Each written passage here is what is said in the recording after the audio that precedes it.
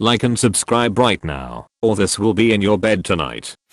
When I was a teenager I was goth. Black hair, black clothes, black makeup, even had a pair of combat boots. My friends and I, in typical goth fashion, hung out at the local cemetery. We started going as a joke, but soon discovered we liked the peace we found there. That all changed one night. My friend called to see if I wanted to hang out and I did. None of our other friends were available. They were either working or recovering from partying the night before, so we were on our own. My friend picked me up and we drove up to the cemetery. We were hanging out, smoking cigs, and sing about the latest issues she was having with her boyfriend when we noticed at the top of the hill we were on, about 100 feet away, a bonfire had been lit. You have to understand that this cemetery is about a block off campus of a major university and it's not uncommon for college students to go there to party. My friend and I sighed, knowing that we would have to get going soon. It was illegal to be in the cemetery after dark, and we knew the police would show up because some jerks had decided they needed a bonfire. We decided to finish our cigs and then take off. Just then, the most horrible stench came wafting down the hill from the direction of the bonfire. My friend gagged and covered her mouth. I groaned and said, "What the hell?" My friend shook her head, saying, "I don't know what they're doing. Let's just leave." We get in the car, and one of us suggested, I honestly don't remember who, maybe we should just go up and see what they're doing. My stomach turned, and a cold shiver went through my body. My friend must have had the same feeling because, at the same time, we both said, "No, we should leave." My friend turned the car on, switched on her headlights, put the car in reverse, and looked over her shoulder before starting to back up. I was still looking up the hill. A figure stepped in front of the bonfire. I could only see a silhouette, but I was sure whoever it was watching us. A feeling of terror hit me and I said, "Go, go, Geo, Geo," getting louder and more panicked with each word. My friend looked back up the hill for a second, and just as the figure took a step towards us, she slammed on the gas and peeled out, going in reverse down the hill. She rammed the gear shift into drive and we were out. We didn't say anything for a while until she said, "What the hell were they burning?" I shook my head. "I don't know." She dropped me off at home, and I went to bed. The next morning, I woke up and went out to the kitchen. My mom was there, drinking her morning coffee, and I joined her. We talked about her job for a bit when she suddenly comes out with, "Did you hear what happened last night?" I shrug and say no. I had just gotten up. She tells me that a woman she worked with was kidnapped from the parking garage. "Oh my god," I say. "Did they find her?" "Yes, but too late," she replies. "Whoever took her had raped and murdered her. They found her this morning up in the cemetery. He had tried to dispose of her body in a bonfire." I froze. My brain was going a mile a minute, the realization slowly creeping up. That's what that smell was. Needless to say, I never hung out at the cemetery at night again. I think back to our decision to leave instead of investigating the fire. That one decision could have changed everything. Dark silhouette in the bonfire. Let's not meet.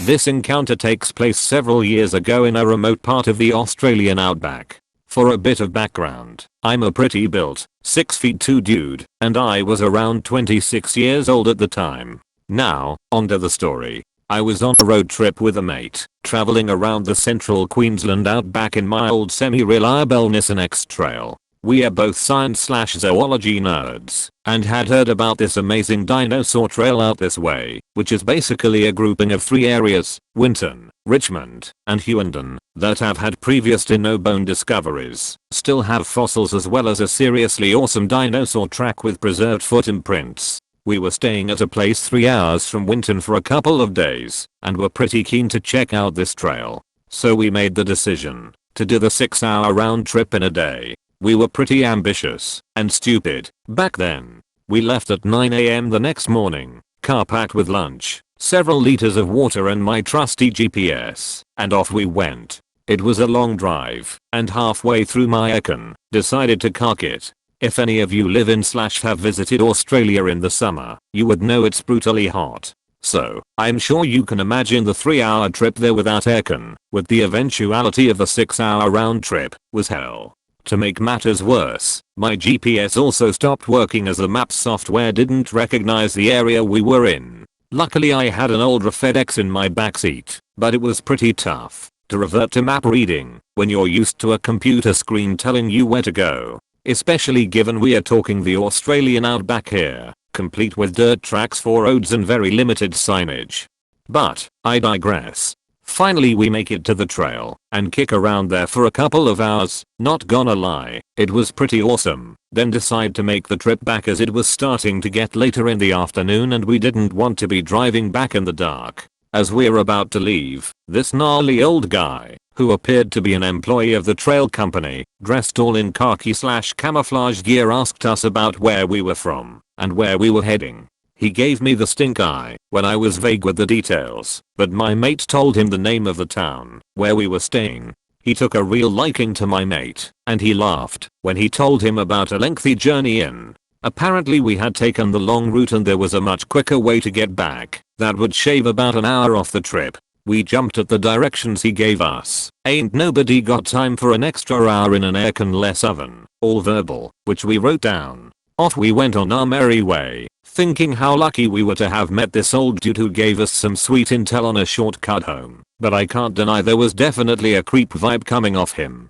Based on the directions he gave us, we went winding along several roads in an area I had never been in, and eventually settled straight on this narrow dirt road.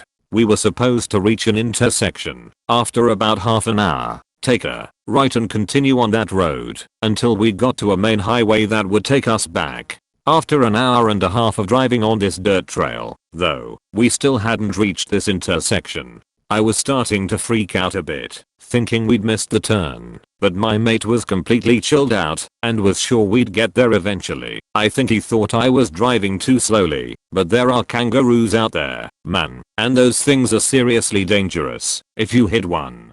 We had been traveling for a while now. It was getting later and later in the day, and it got to the point where the petrol in the tank was only a quarter full. There were no houses, other roads or cars in sight, and I was really not comfortable with where this was headed.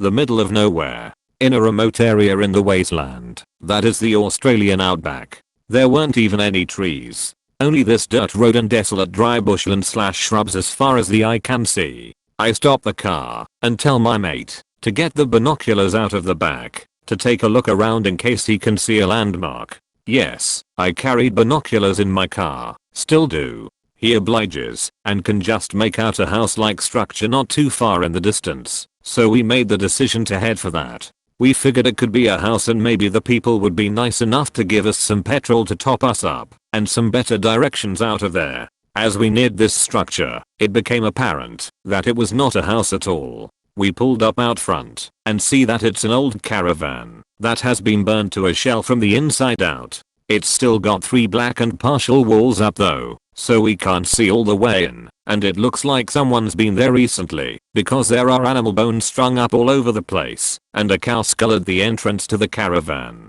Some of the animal bone things even have grass or horsehair woven into them, and they were arranged like decorations. Then we see this hand-painted sign that's been staked into the ground, with the words Moonlight Motel on it. My alarm bells are ringing loud and clear. I nudge my friend to say let's do TFO, but he's distracted by something in the distance. It's a car.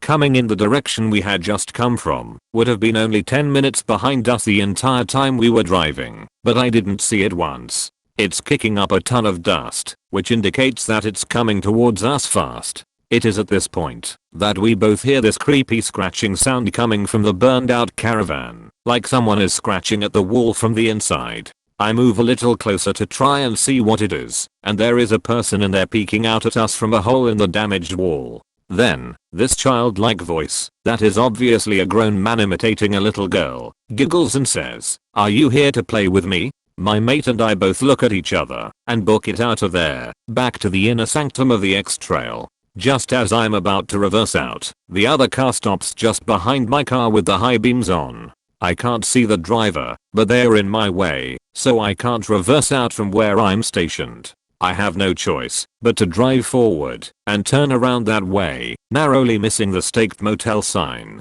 As we're turning to leave, the driver starts blaring the horn. Just hammering it, for no reason at all. I just speed off, back in the direction we came, and the other car doesn't follow. It's getting to twilight at this stage, and pretty dangerous to be out on these country roads once it's dark, because of the kangaroo situation. But we are feeling a bit better as we manage to navigate our way back to where we came from, the Dino Trail, and even start to joke around about what happened. The person in the other car was probably just honking at us to get our attention to help with directions, or something. I pull into the parking lot and go to the front desk area of the company that runs the tours. I explained that we had gotten lost on our way back to the town we were staying at, and the lady there is kind enough to give us just enough petrol for the ride back. I couldn't help myself and mentioned to her that her workmate is a real jerk for giving us those weird directions. We figured that there was no way we messed up the advice he'd given us. And she gives me a weird look and asks me to describe the guy. I do, and her face goes funny, and she says, "That man does not work here. I saw him talking with the tourists today, and my boss had to ask him to leave. He kept trying to get the details of where people were staying, and telling them that he had vacancies at his place and they could stay there. The Moonlight Motel." So, creepy old dude, pretending to give helpful directions to a couple of city folk to trap, and potentially murder them in your lovely accommodation. Let's not meet. Thanks for watching. Greaseball, like and comment. Subscribe. I love you.